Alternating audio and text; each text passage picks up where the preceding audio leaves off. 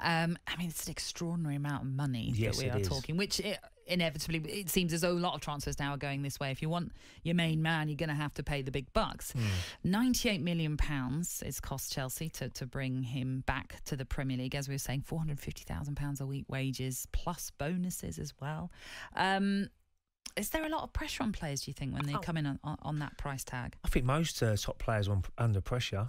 You've got to perform every week, especially with the crowds back now, because they'll be expecting. But, you know, he scored 25 for Everton in 2016, 2017. So he knows the Premier League. He knows how to deal with it week in, week out. And he's probably a much better player now than when he was at Everton.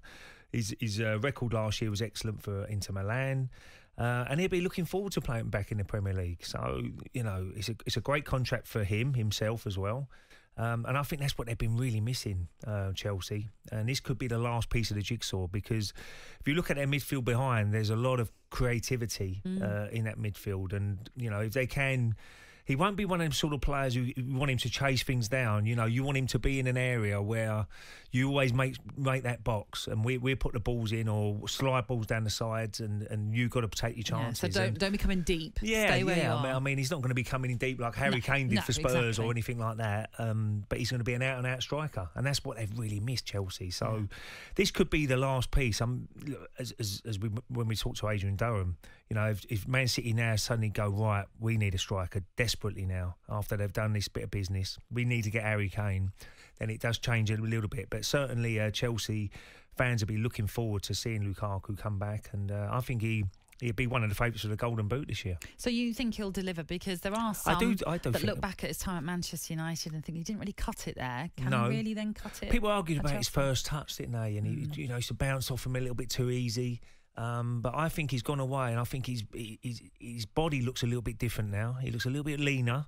He looks a little bit more hungry to play, and maybe when you're really young, you're still learning a little bit. And I think he's gone away, gone to Italy, proved himself. Look, you can argue they've got good defenders in Italy as well. Maybe not as good as the Premier League, but I think he's gonna really hit the ground running for Chelsea. And as I said before, it could be the difference. I'm sure the odds have been slashed when they made that signing for Chelsea to win the league. But also, we have to look at Man City. You know, they've got quality. They've just bought Jack Grealish, just the record ever, £100 million.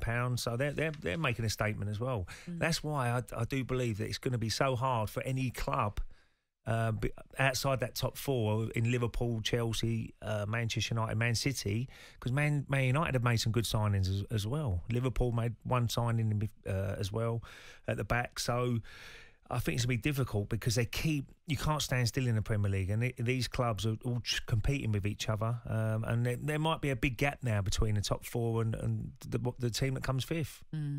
Did you know this about Romelu Lukaku? More money has now been spent on him than any other player in history. 309 million. Oh, it's extraordinary amount of money. I mean, I'm hearing you're hearing more, but I've got it here at 290 million. But it could be well into the 300 million pound mark, which is extraordinary when you talk about those sorts of figures. Well, this would be the last big move he makes. Yeah. You know, he's 28 years old now. He should be in his prime. Obviously, he plays a big part for Belgium as well in the national side, and you know, he'd come back a lot more confident, a lot more belief, I should imagine.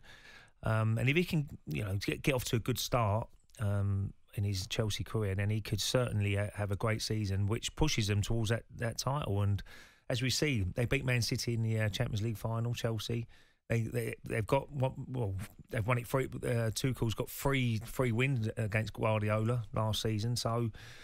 You know, that would give them a little bit of confidence as well to beat Man City. Yeah, huge boost then for Chelsea as they bring in Romelu Lukaku for that £98 million fee. It's quite incredible amount of money that's being spent in this transfer. Well, I think the money's gone down now a little bit, isn't it? I think but on one individual player, the outlay is quite extraordinary. I think it's the COVID situation. I think clubs are now getting a little bit less money what you're spending.